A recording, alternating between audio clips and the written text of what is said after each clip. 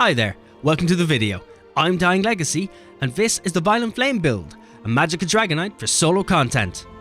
The Violent Flame build is an incredibly adaptive Dragonknight capable of taking on the hardest of solo content, from veteran arenas to DLC dungeons and world content, all with a little help from an incredible healing, powerful AoE and fantastic single target damage. This is a quick build guide. We'll be going over the race, attributes, mundus, food and potions, followed by the gear, skills, passives and champion point slottables. The info will be minimal, so I'll only be going over what's necessary. However, do feel free to comment and let me know if you want a full detailed guide or if there's anything I could do better. With that out of the way, let's get into the Violent Flame build. Beginning with the race, this is entirely up to yourself, as every race has its own advantages and every player has their own story. But if you're looking for suggestions, I'd recommend either the Breton for sustain, the High Elf for extra damage, or you could take the Khajiit for extra critical damage. We're putting 64 points into Magicka, and we're also going to be taking the Lover's Mundus Stone for extra physical and spell penetration, primarily for solo content. However, if you do plan on doing some group content here or there, you could take the Thief's Mundus Stone for that extra critical rating. And for our food, we are using the Clockwork Citrus Fillet, which is going to increase our max health, health recovery, max magicka, and magicka recovery. However, this is a gold quality food, so it's going to be rather expensive if you want to buy it from a guild vendor, or if you plan on crafting it yourself. So another option is the Witch Mother's Potent Brew, which can also be bought from a guild vendor or made yourself. It'll come with slightly decreased stats, and you won't get the health recovery, but it's a very good substitute, and it's much cheaper to buy and much cheaper to make. The potions we'll be using on this build are Essence of Spell Power, which is going to grant us Major Sorcery, Major Prophecy and Major Intellect. It's also going to restore some Magicka on the moment we use it. You'll be using potions on those harder to beat bosses, keep your sustain up and increase our damage. However, if you can't get your hands on Essence of Spell Power, or if you're not able to make them, you can use Essence of Magicka, which are the potions that drop from mobs around Tamriel, which will restore Magicka immediately as well as grant us Major Intellect. However, Essence of Spell Power is a much stronger alternative, but when fighting a boss, use what you have. Every advantage helps. And with that done, we'll be moving straight onto the gear. This build comes with the option of using a Mythic Ring or a Maelstrom Staff. However, they're not completely necessary, and I do have options around them. However, starting with the Mythic Ring, we're using the Ring of the Pale Order. You can find this from the Antiquity system. We'll be using a Spell Damage enchant and the Bloodthirsty trait, and the Ring of the Pale Order will restore 20% of the damage we deal as health. Now this value is decreased by 4% per ally you are grouped with, and you cannot be healed by anyone but yourself. We'll be using this for solo play because the healing granted by this is incredible and will give us a big advantage when fighting those harder hitting bosses. When using the Ring of the Pale Order, we'll be also using one piece of a monster set because the ring itself is going to be taking up a slot and we won't have room for a two-piece. So with the monster set, you can either slot it in the helm section or the shoulders, it doesn't matter which. And the set we're going to be using is the Magma Incarnate set, which can be gotten from the Dread Cellar for the helm on veteran difficulty, or you can pick up the shoulder piece from the Undaunted vendor in any of the main cities. We'll be using the light version of the helm with a maximum magic enchant and the Divine's trait. The Magma Incarnate set, because we're only using the one piece, is going to give us 129 Magicka recovery and 129 stamina recovery, which is going to help with our sustain immensely. However, if you can't get your hands on the Pale Order ring, then you can use a two-set monster set. And my suggestion would be to use the Iceheart set, which you can get from Direfrost Keep, the helm from Veteran, and you can also get the shoulder from the Undaunted vendor in any major city.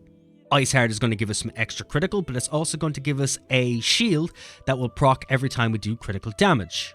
This will give us extra survivability and will make up for us not using the Ring of the Pale Order.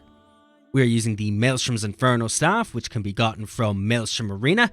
There is a perfected version from the veteran difficulty.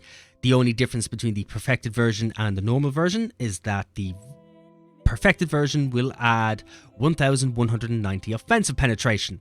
This is just a minor increase to damage overall, so it doesn't matter if you use the perfected version or the normal version.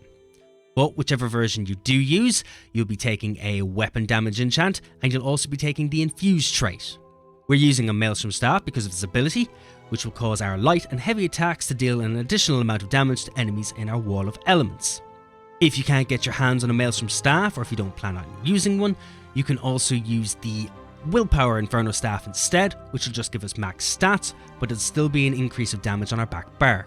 Or if you prefer, you can use a staff matching our front bar set, and that way our front bar set will have maximum uptime on our front bar and our back bar. Next up is the first 5-piece set on the builds. This is for our chest, waist, hands, legs and feet, and it is the Bass Size Mania set, which is gotten from Rockgrove. There is a perfected Bass Size set, which is gotten from the veteran difficulty, that will add extra weapon damage to the set. But again, it's a minor increase to damage overall, so it doesn't matter if you get the normal or if you get the perfected. Bass Size Mania itself is going to add weapon and spell damage, it'll grant us minor slayer, and it'll also add critical chance. And for the 5-piece, it'll increase our damage done to non-player enemies by up to 12% based on our missing Magicka. Bass Size gives a fantastic boost to our overall damage. However, if you can't get your hands on it or haven't stepped into a trial yet, you can always use the Mother of Sorrows set, which is gotten from Deshan in the Overworld. Or if you want, you can buy it from a guild vendor. Mother of Sorrow is going to give us some extra Magicka and a whole lot of critical, keeping our damage high with that extra critical damage. Moving on to the next 5-piece set of our build. This is for our front bar weapon and for our jewellery. For the front bar, we're actually using 2 daggers, as this is going to increase our critical quite a bit. And for our main hand dagger, we'll be using the flame damage enchant and a precise trait. And for our offhand dagger, we'll be using absorb Magicka enchant and the charged trait. And for all our jewellery, we'll be using a spell damage enchant and the bloodthirsty trait. And for the set in question, we are using Zen's Redress, which can be found in Marcelok's lair on either normal or veteran. Zen's Redress is going to give us magic recovery, weapon and spell damage, as well as maximum Magicka. And for the 5-piece, our light attacks apply the Touch of Zen to enemies for 20 seconds. Enemies with the Touch of Zen take an additional 1% more damage for each damage over time effect you've placed on them, up to 5%. You can only receive the benefit from 1 Touch of Zen per enemy. We're using the Touch of Zen because the Dragonknight is a master of damage over time attacks, so just about every attack on the build is damage over time attack, so we're going to be keeping this up at all times. And that covers the gear, and with the gear out of the way, we'll be moving on to our skills, starting with the front bar, and first up is Burning Embers. You can morph this from Searing Strike, and it's found in the Ardent Flame skill line. You'll slash an enemy with flame, dealing flame damage and additional flame damage over 14 seconds. You'll heal for 102% of the damage done with this ability, and enemies hit by the initial hit are afflicted with the Burning status effect. Next up is Engulfing Flames, morph this from Fiery Breath, and you can also find this in the Ardent Flame skill line. You'll exhale a Flaming Blast to enemies in front of you, dealing flame damage and additional flame damage over 14 seconds. Affected enemies take more damage from all flame damage attacks based on your weapon and spell damage, with a maximum of 10% bonus damage taken. We are also using Cauterize on the front bar. You'll morph this from Inferno. It's also found in the Ardent Flame skill line. You'll activate a Aura of Flames, which launches a fireball at yourself or an ally to cauterize their wounds every 5 seconds. While slotted, you gain Major Prophecy and Savagery, increasing your spell and weapon critical ratings by 2,629. Next, we're also using Molten Whip, morphed from Lava Whip, which is also found in the Ardent Flame skill line. You'll lash an enemy with flame, dealing flame damage. If you strike an enemy that is immobile or stunned, you set them off balance, and whenever you activate a different Ardent Flame ability, you gain a stack of Seething Fury, increasing the damage of your next Molten Whip by 33%, and your weapon and spell damage by 75 for 10 seconds. This effect can stack up to 3 times. This is the main spammable on the build. You'll use this right after using your Burning Embers, your Flame, or your Cauterize, just so you can get that 3 stack, and then you're going to whip. Next, we're also using Volatile Armor. This is morphed from Spiked Armor. You can find this in the Dragonic Power skill line. You'll release your Inner Dragon to gain Major Resolve, increasing your physical and spell resistance. You'll release a spray of spikes around you, causing enemies you hit to take magic damage over 10 seconds, and while active, the armor returns magic damage to any enemy that uses a direct damage attack against you in melee range. This ability will scale off your physical and spell resistance. The ultimate on the front bar is Shooting Star. You can morph this from Meteor. You can find this in the Mage's Guild skill line. You'll call down a comet from the constellations to blast an enemy, dealing flame damage to all enemies in the area, knocking them down and stunning them for 2 seconds. After the impact, enemies in the target area take flame damage every 1 second for 13 seconds. You generate 12 ultimate for each enemy hit by the initial blast. Now, this ultimate is mainly here for the passives and isn't the main ultimate on the build. However, do bear in mind, the more enemies you hit with this, the more ultimate you get back. So if you need to hit with some damage right away, or you're just about to end a fight, then this is the perfect ultimate to finish it with. And now moving on to the back bar, starting with Unstable Wall of Fire. You can morph this from Wall of Elements, and this is found in the Destruction Staff skill line. You'll slam your staff down to create an unstable flaming barrier in front of you, dealing flame damage to enemies in the target area every 1 second. Burning enemies take 20% more damage from this ability, and when the effect ends, the barrier explodes, dealing more flame damage. And if you're using your Maelstrom staff, you'll do increased damage to enemies that are standing in this when you're using light and heavy attacks. Next up is Eruption. You can morph this from Ash Cloud. This is found in the Earthen Heart skill line. You'll summon a scorching cloud of ash at the target location, dealing flame damage immediately, reducing enemy movement speed by 70%, and dealing flame damage in the area every 1 second for 18 seconds. The erupted damage can occur once every 10 seconds.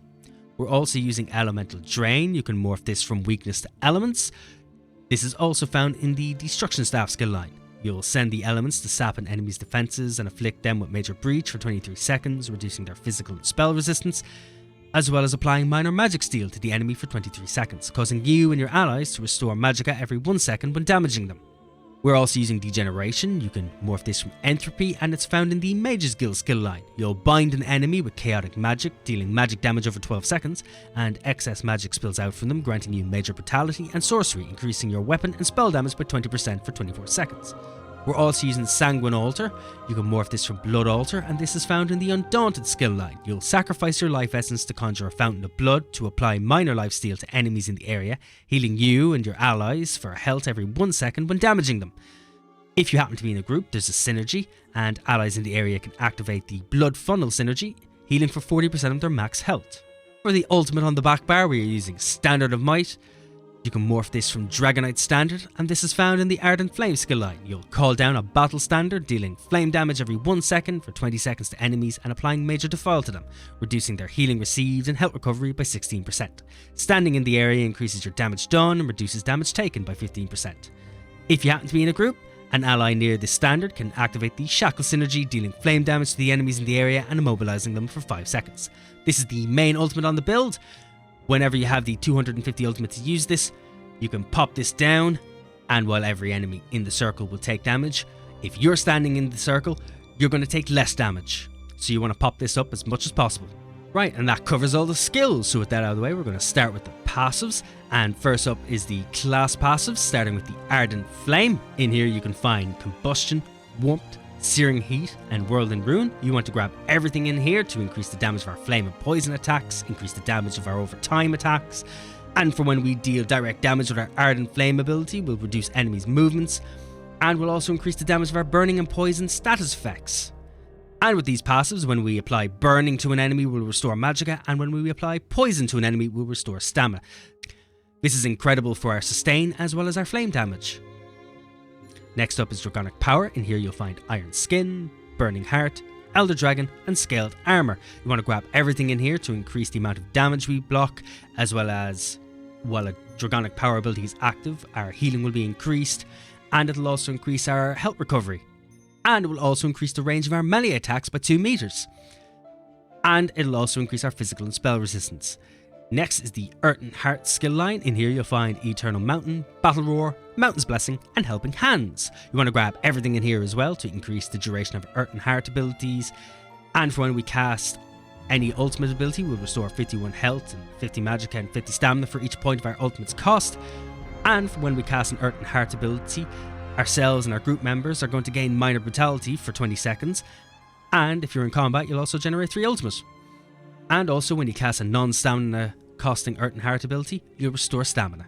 Right, next up is our weapon skill lines. We're using 2 daggers as well as a destruction staff. So in the Dew Wheel skill line, we're going to grab everything in here, starting with Slaughter, Dew Wheel Expert, Control Fury, Ruffian, Twin Blade, and Blunt. Grab everything in here to increase our damage with our Dew Wheel abilities, reduce the stamina cost for Dew Wheel abilities, and grant us extra bonuses based on the weapons we're using. In this case it's daggers, so we've increased critical rating. Next is the Destruction Staff skill line. In here you'll find Tri-Focus, Penetrating Magic, Elemental Force, Ancient Knowledge, and Destruction Export. You want to grab everything in here can increase the damage of our destruction abilities as well as decrease their cost.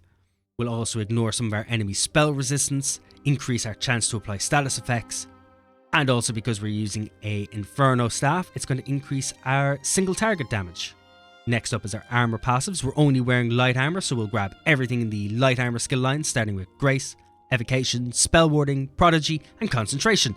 Grab everything in here to increase our Magicka regeneration, increase our spell resistance, increase our weapon and spell critical rating, and also reduce the effectiveness of snares and reduce the cost of our sprint.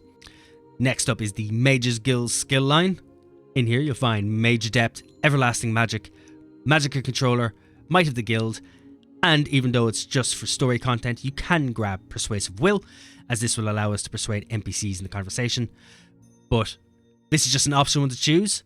Do grab everything else, as it's going to reduce the Magicka and health cost of our Mage's Guild abilities, increase the duration of our Mage's Guild abilities. It's also going to increase our max Magicka and Magicka recovery by 2% for each Mage's Guild ability slotted, and also casting a Mage's Guild ability is going to grant us Empower, increasing the damage of our light and heavy attacks. We also want to grab the Undaunted passives. In here you'll find Undaunted Command and Undaunted Metal. Undaunted Command is going to cause activating a synergy to restore 4% of our max health, stamina and Magicka. And in here we'll also find from Undaunted Metal is going to increase our max health, stamina and Magicka by 2% for each type of armor we're wearing. We're only wearing light armor, so it's just a 2% increase. However, this is a flat increase across all our stats, so grab them to give us extra health, damage and sustain. Next up is a optional passive. It's called Continuous Attack, and you'll find it in the Assault skill line. Continuous Attack is going to give us Major Gallop at all times, increasing our mount speed by 30%. It's also going to increase our weapon and spell damage by 10% and Magicka and stamina recovery by 20% for 10 minutes after you capture a lumber mill, farm or mine, and also a keep. However, that part is just for Cyrodiil, and if you don't plan on doing PvP, it won't matter to you, in which case you'll only be putting 1 point into Continuous Attack, as 1 point will give us Major Gallop. If you do put a second point in, it's not going to give us anything else, so stick with the 1 point unless you plan on doing Cyrodiil. And next up is our racial skills. In here is dependent on what race you have chosen, so do read over everything in here to understand your race and what benefits it gives you, and make sure you grab everything. Next up is in the Alchemy skill line. This is another optional passive to grab, and it's the last one on this list, and it's medicinal use. Put 3 points into this, and when using potions, the resulting effects will be 30% longer, meaning anytime you use a potion, you'll have maximum uptime on it, and the cooldown will be gone before the potion itself finishes, so you can always have a potion up. And that covers the passives, and with the passives out of the way, we'll be diving straight into the champion slottables, starting with the Warfare tree. In here you'll find Fighting Finesse, which will increase your critical damage and critical healing, Deadly Aim to increase our damage done with single target attacks, Thaumaturge to increase our damage done with damage over time effects, and Master at Arms to increase our damage done with direct damage attacks. And in the Fitness tree you'll find Boundless Vitality to increase our max health, Fortify to increase our max armor, and Rejuvenation to increase our max sustain. And we'll also be grabbing Siphoning Spells to restore 1500 Magicka whenever we kill an enemy. And then into the Craft skill line. It doesn't really matter what you grab in here, everything's optional and it depends on yourself and what you want to use them for. However, what I like to do is I like to grab myself Treasure Hunter to increase the quality of items we find in treasure chests, Rationeer to increase the duration of our food, Liquid Efficiency so we have a small chance not to consume a potion when we use it, and also Steed's Blessing to increase our out of combat movement by 20%, which is fantastic for doing solo content. Which also means that covers the Violent Flame build.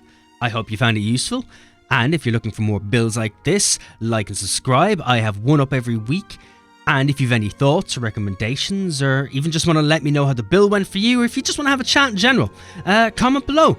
We also have variety content as well on the channel, that's also up once a week.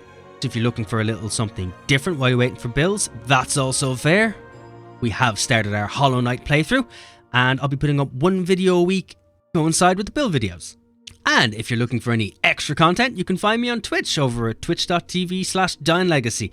I'm live quite often, and I'm probably live right now while this video goes up. But that covers the video, and I'm Dying Legacy, and thank you so much for watching as always, and I'll catch you next week, guys. So, as always, Be awesome, and take care.